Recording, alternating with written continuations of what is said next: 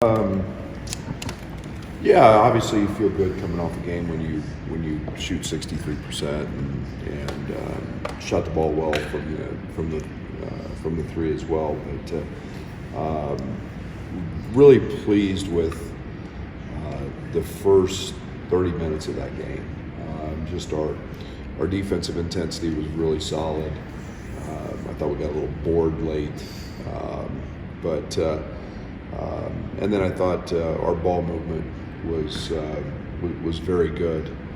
We exploited some opportunities to cut. We exploited some opportunities to post different guys, and then I thought that we weren't great, but we were really good on the glass in terms of limiting them to one shot, and then. Now it's a different animal in terms of Purdue. I think that it's such a unique situation to have a reigning National Player of the Year return. He's probably more dominant than he was last year, in my opinion. He's a guy that forces defenses to react to him, and everybody else gets to play off of him. Those two guards aren't freshmen anymore; they're sophomores. They've expanded their roles. They're playing a little freer. They've obviously seen a lot. They've been challenged with Maui. With a couple of neutral site games with Arizona and Alabama. So it's a well-tested team. Matt's a terrific coach. It's in their venue. But all that being said, doesn't mean we're going to show up and not compete, not fight, not be ready to play. So excited about the opportunity, and we'll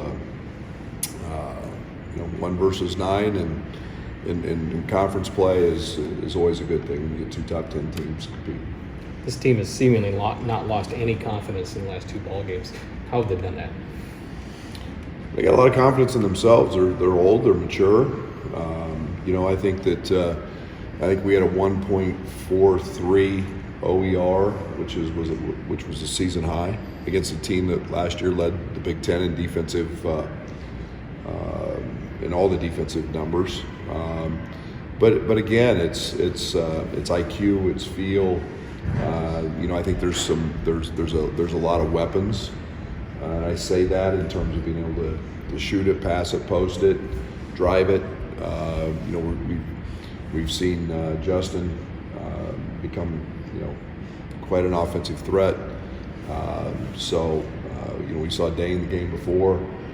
So it's developing, but it's confidence that those guys have in their abilities and then each other. Certainly every game's the same, Brad, with your opponent, but playing number 1 obviously brings a little bit more for the fan base and an opportunity to play a number 1 team. Like, how do you approach that, knowing this is a good opportunity for you guys? Yeah, we don't play it up as much as what maybe the fans and you all do. It is unique. I think you don't see it every day, and especially within conferences. But you know what you get every time you play Purdue. You get a well-coached team that's going to play exceptionally hard. This is a veteran team, but it's a game on Friday night in the middle of conference play, and both of us happen to be having really good seasons, and both of us are going to have games after this one. So it's important, and you want to go play, and you want to play well, we've got 17 or so more after this. Zach's a 1 of 1. I've seen a lot of dominant bigs in this league, though, including when you had Kofi, Garza. How does Zach stack up to those guys? What makes him so tough? He's gotten so much better from his arrival, and that's a tribute to them. But you just don't see 7'4" and 300 pounds, and it's We had Big Kof, and Kof was 7 foot and 300, but it's amazing just what the extra 4 inches does. And Kofi was a dominant player in some different ways, but I think that in my time in college basketball, I've never seen a more dominant center. A couple years ago, they called Kofi the most difficult guy to officiate. People hang on, people bounce off him. Is Zach pretty much the same way? He can be. He can be. I think that you have to understand that how big he is. What his ability to draw fouls. He's become a very good free throw shooter. I think that I wish Kofi would have got some of the calls that he seems to be getting, but yeah, he's big, and because he's 7'4", I don't think you can just assume that he's getting fouled on every play. I think he's got to earn the right, but he does get fouled a lot. There's no doubt. I mean, the trickle down from the NBA to college is like dunks and threes, like maybe the most efficient shots. But have you seen maybe an opportunity to exploit having guys that can do what they do in the mid-range? It's kind of maybe a lost art in some places. Absolutely, and I think that we're a team that likes the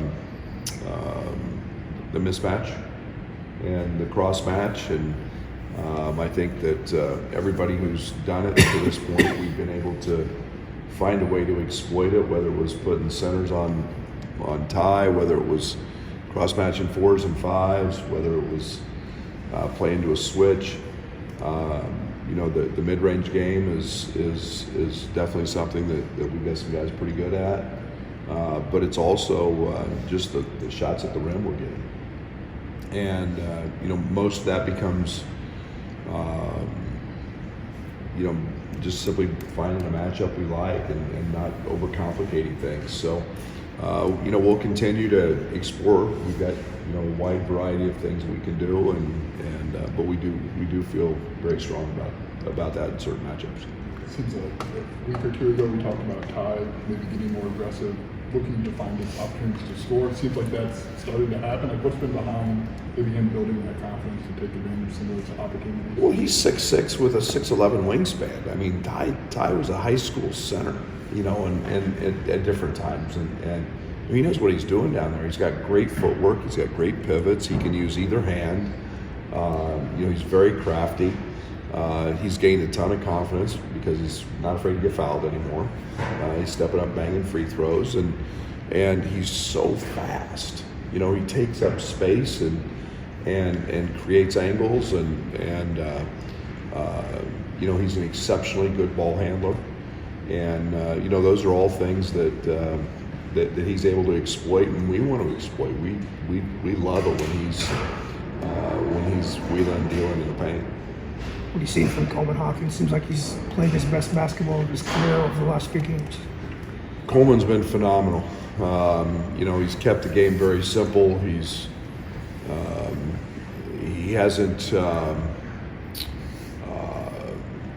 He's shooting it at an elite rate. I want him to shoot every opportunity he gets. What he does defensively, what he does with the intangibles of the game, are so much more than what he brings and show up in a stat sheet. So, he's playing great, and he's going to continue to do that. And we keep growing our package with him, and he's doing a great job playing off these other guys right now. I know you mentioned their guards aren't freshmen anymore. Where have you seen them take the biggest leaps as sophomores now? I think Matt trusts them. I think that Braden has become just a little, for lack of a better term, I don't know what the right word is. He's free. He's shooting it when he's open. Both of them have had huge nights in big games. and you know, he's kind of the head of the snake, so to speak. But they're playing a little faster. They're still running a million sets, and that's what they do. But you know, last year he might come off a ball screen and be open and be hesitant and looking to throw it to Zach. This year he's shooting it, and you know, he's gotten stronger. He's more active on the defensive side. He's just really developed into a really good college guard. Brad, there's obviously a lot of outside noise about Terrence. Is that something you have to talk to the guys about in terms of blocking it out, or is it something that's kind of policing itself within the locker room? Yeah, they handle themselves. They handle themselves, and you know, we're worried about Purdue. We're worried about the next game. I think that's the only way that we can handle things is that next game mentality. We've been very good about it to this point, and I love the maturity these guys are showing in the togetherness and the connectivity that we've got. So it's all next game up. It's all Purdue today, and get ready for tomorrow, and then, you know, whoever's in the next one, it'll be all about that. So, but love their maturity. You had a common opponent. Have you watched a lot of the film of their game against Northwestern? What could have happened with that game? I actually got a couple.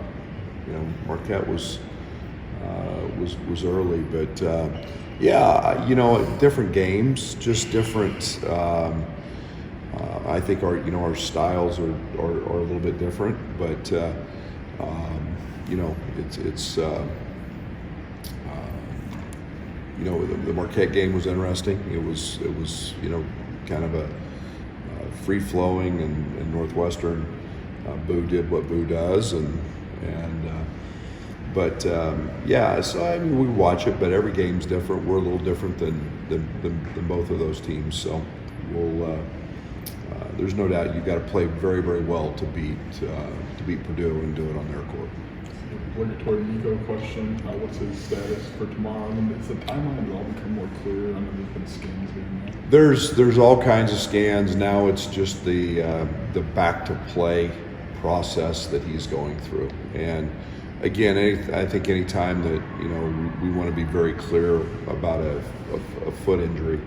You know, you don't rush that. You're not trying to be Superman and say, you know, I'm good. You want it to be 100% healthy, so there's no recurrence of an injury. So he's back to that process, and you know, when they all tell us he's good, he'll be in a uniform, and we hope that's sooner than later. But it will not be for tomorrow. How was that process different with him, maybe than an older guy, since he hasn't had that experience on the court, if at all? Yeah, I think it's more the individual and what the individual can handle. I think the one thing that Nico's done is he's stayed very involved in practices with film. He's relentless. I think all of our recovery stuff here has helped expedite that process some. So, but he's a very mature freshman, and he's very basketball savvy. So I think all those things will help him in his return to play.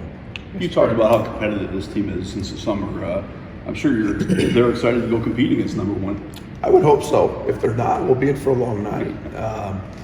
Yeah, I think the one thing that we've taken a lot of pride in is being that very competitive, and I enjoy this team a great deal in practice because they compete. And it doesn't matter if they're shooting drills, it doesn't matter if it's one-on-ones, it doesn't matter.